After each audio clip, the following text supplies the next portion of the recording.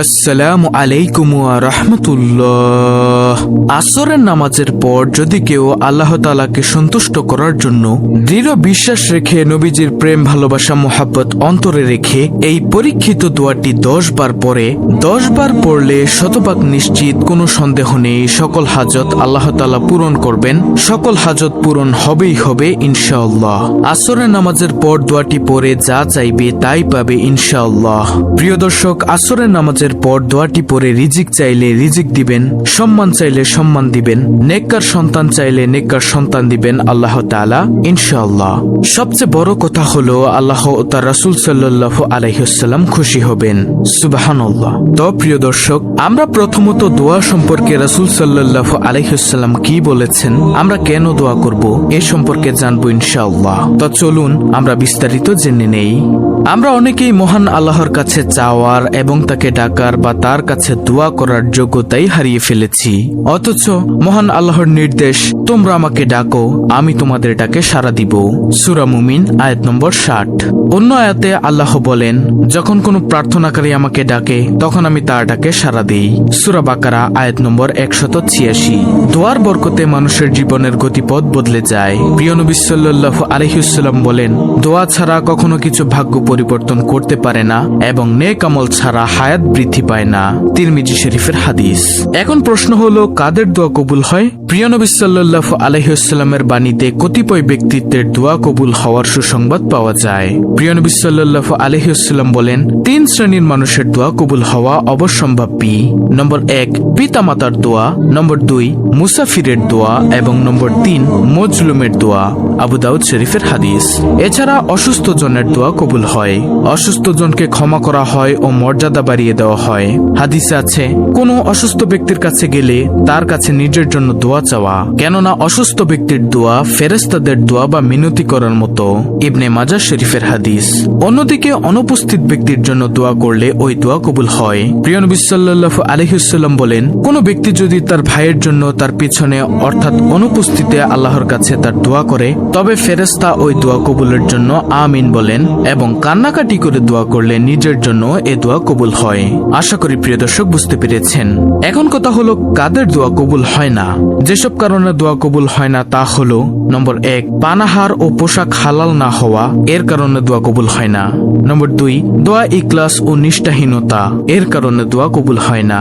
নম্বর 3, রক্তের বন্ধন ছিন্নকারীর দোয়া কবুল হয় না। নম্বর 4, গুনাহ করা ও গুনাহে অবিচল থাকা, এই ধরনের ব্যক্তির দোয়া কবুল হয় না। নম্বর 5, দোয়ায় অমনোযোগী ব্যক্তির দোয়া কবুল হয় না। নম্বর 6, দোয়া কবুলের জন্য তাড়াহুড়াকারী ব্যক্তির দোয়া কবুল হয় না।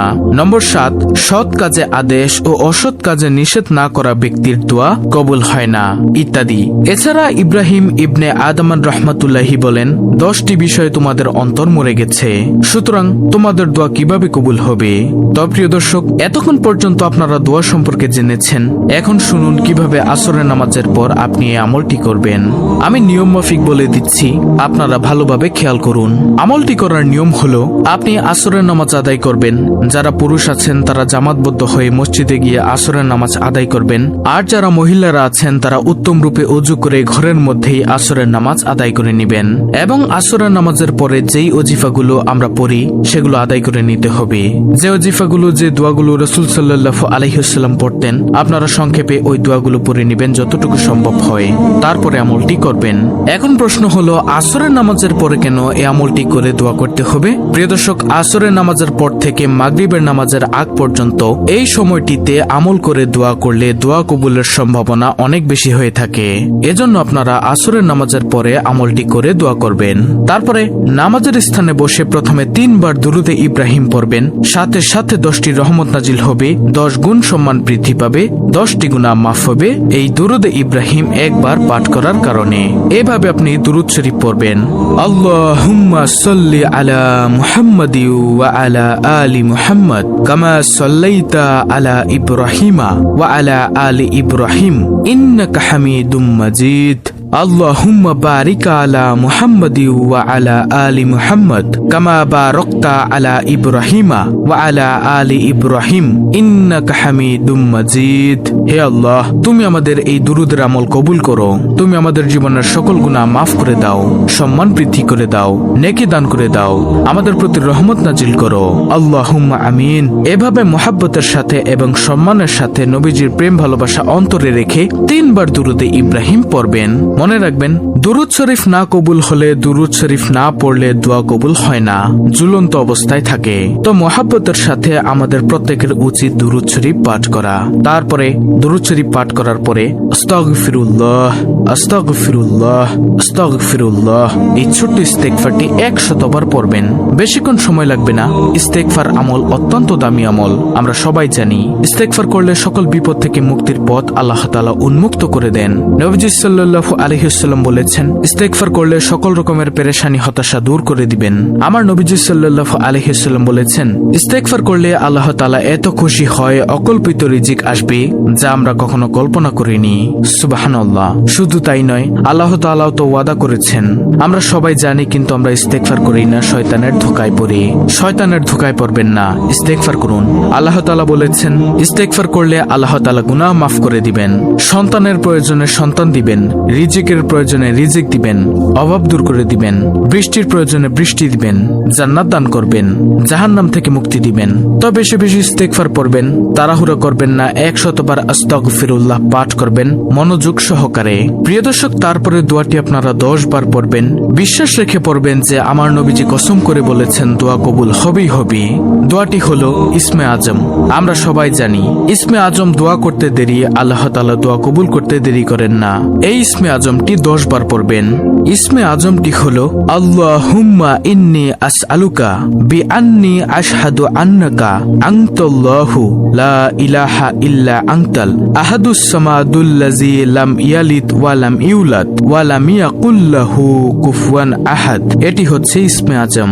আপনারা স্ক্রিনশট নিয়ে রেখে দিন।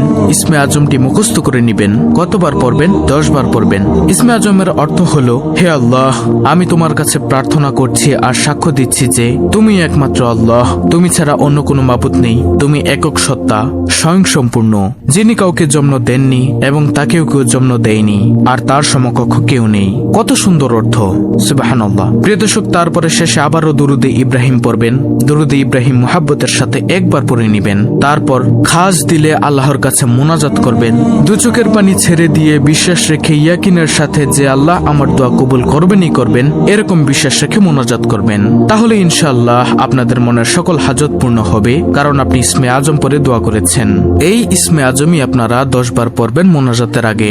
প্রিয় দর্শক, ভিডিওতে যেভাবে নিয়ম বলে দিয়েছি, আপনারা যদি না বুঝে থাকেন, ভিডিওটি আবার দেখে নিয়ম অনুযায়ী আমলটি করবেন। তাহলে ইনশাআল্লাহ আশা করি আপনি আমলটি সহিভাবে করতে পারবেন। তো এই ছিল আমাদের আজকের ভিডিও, অত্যন্ত গুরুত্বপূর্ণ একটি ভিডিও, ইসমে আজমের ভিডিও।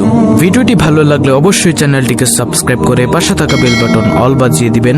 ভিডিওটিতে একটি লাইক দিবেন এবং কমেন্টে আলহামদুলিল্লাহ লিখবেন, এবং অন্য মুসলিম ভাই বোনদের কাছে ভিডিওটি শেয়ার করে দিবেন, যেন তারাও দেখে শিখে এই আমলটি করতে পারে।